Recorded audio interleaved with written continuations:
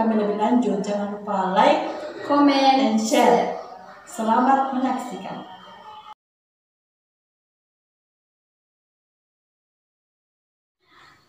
Baik, saya akan menjelaskan definisi dari kepuasan kerja dalam organisasi pendidikan. Kepuasan kerja adalah tingkat kesenangan yang dirasakan seseorang atas peranan atau pekerjaannya dalam organisasi. Tingkat rasa puas individu bahwa mereka mendapat imbalan yang setimpal dari bermacam-macam aspek situasi pekerjaan dari organisasi tempat mereka bekerja. Jadi, kepuasan kerja menyangkut psikologis individu di dalam organisasi yang diakibatkan oleh keadaan yang ia rasakan dari lingkungannya. Menurut Weider dan Davis, kepuasan kerja adalah keadaan yang menyenangkan atau tidak menyenangkan, di mana para karyawan memandang pekerjaan mereka.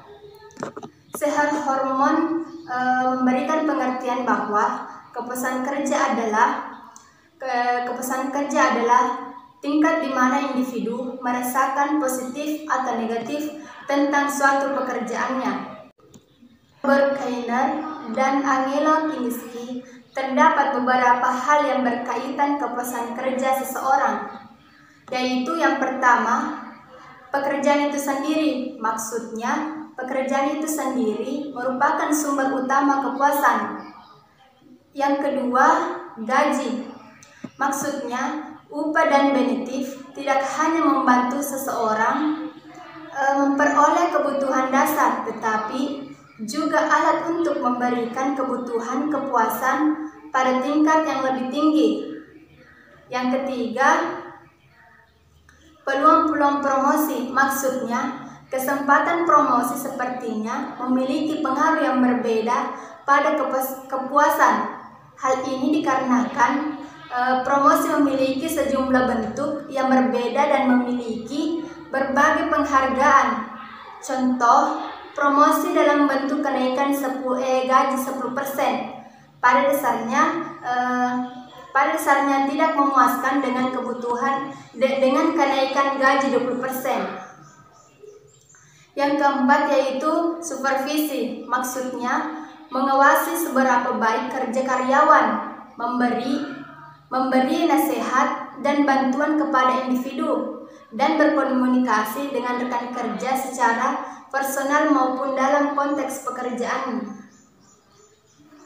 Yang kelima yaitu rekan kerja. Maksudnya rekan kerja yang saling ketergantungan antar anggota dalam menyelesaikan pekerjaannya akan memiliki kepuasan kerja dan lebih tinggi.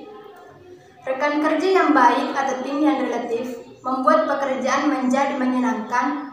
Akan tetapi, jika kondisi sebaliknya terjadi kepada orang, akan sulit untuk bekerja sama dan akan memberi efek negatif kepada kepuasan kerja.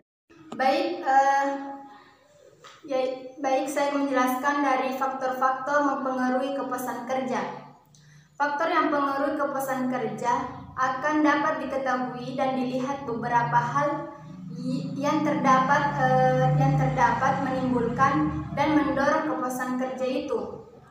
Yang pertama, faktor psikologi. Faktor psikologi merupakan faktor yang berhubungan dengan kejiwaan karyawan yang meliputi minat, ketentraman dalam bekerja, sikap terhadap kerja, bakat dan keterampilan. Yang kedua, faktor sosial. Faktor sosial merupakan faktor yang berhubungan dengan interaksi sosial, baik sesama karyawan dengan atasan maupun karyawan yang berbeda jenis pekerjaannya. Yang ketiga yaitu faktor fisik. Faktor fisik merupakan faktor yang berhubungan dengan kondisi fisik lingkungan kerja dan kondisi fisik karyawan, meliputi jenis pekerjaan, pengaturan waktu dan waktu istirahat, perlengkapan kerja, keadaan ruangan, suhu, penerangan, pertukaran udara, kondisi kesehatan karyawan, umur, dan sebagainya. Yang terakhir yaitu faktor finansial. Faktor finansial merupakan faktor yang berhubungan dengan jaringan serta kesejahteraan karyawan yang meliputi sistem dan besarnya gaji, jaminan sosial, macam-macam tunjangan, fasilitas yang diberikan,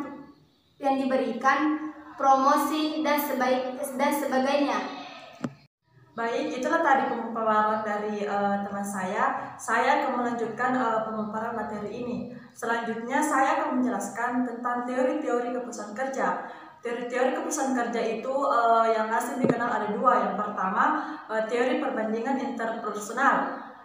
Yang dimaksud di sini adalah kepuasan atau ketidakpuasan yang dirasakan oleh individu merupakan hasil dari perbandingan atau kesenjangan yang dilakukan oleh diri sendiri terhadap berbagai macam hal yang sudah diperolehnya dari pekerjaan dan yang menjadi harapannya. Kepuasan akan dirasakan oleh individu tersebut bila perbedaan atau kesenjangan antara standar pribadi individu dengan apa yang diperoleh dari pekerjaan kecil. Sebaliknya, ketidakpuasan akan dirasakan oleh individu bila perbedaan atau kesenjangan antara standar pribadi individu dengan apa saja yang diperoleh dari pekerjaan besar. Selanjutnya, teori keadilan. Yang dimaksud di sini adalah seseorang akan merasa puas atau tidak puas tergantung apakah ia merasakan adanya keadilan atau tidak atas suatu situasi. Perasaan equity dan inequity atas suatu situasi diperoleh seseorang dengan cara membandingkan dirinya dengan orang lain yang sekelas, sekantor, maupun setempat. Selanjutnya, saya akan menjelaskan tentang dampak kepuasan dan tidak kepuasan kerja. Yang pertama itu ada produktivitas atau kinerja. Menurut Lawler dan Porter mengharapkan produktivitas yang tinggi menyebabkan peningkatan dari kepuasan kerja hanya jika tenaga kerja mempersepsikan bahwa ganjaran intrinsik dan ganjaran ekstrinsik yang diterima kedua-duanya adil dan wajar dan diasosiasikan dengan unjuk kerja yang unggul. Nah, yang kedua itu ketidakhadiran dan turnover. Porter dan Stiers mengatakan bahwa ketidakhadiran dan berhenti bekerja merupakan jenis jawaban yang secara kualitatif berbeda. Ketidakhadiran lebih bersifat spontan sifatnya dan dengan demikian kurang mungkin mencerminkan ketidakpuasan kerja. Lain halnya dengan berhenti bekerja atau keluar dari pekerjaan, lebih besar kemungkinannya berhubungan dengan ketidakpuasan kerja. Nah, selanjutnya itu ada 4 cara mengungkapkan ketidakpuasan karyawan. Yang pertama itu keluar. Ketidakpuasan kerja yang diungkapkan dengan meninggalkan pekerjaan termasuk mencari pekerjaan lain. Yang kedua itu menyuarakan. Ketidakpuasan kerja yang diungkap melalui usaha aktif dan konstruktif untuk memperbaiki kondisi termasuk memberikan saran perbaikan, mendiskusikan masalah dengan atasannya.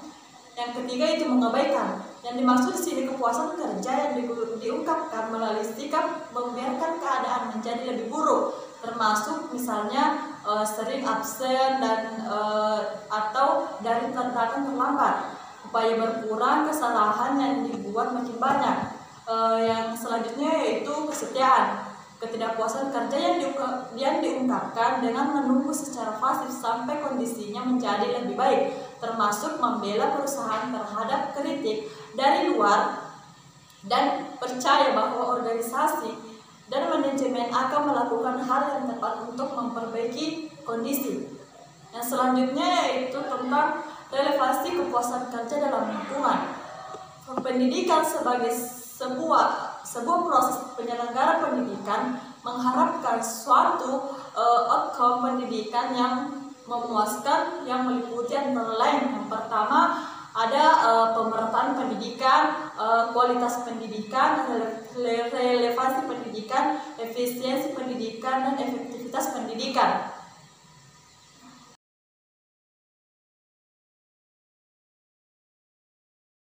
Baik, itulah tadi pemaparan dan penjelasan dari kelompok kami. Mohon maaf jika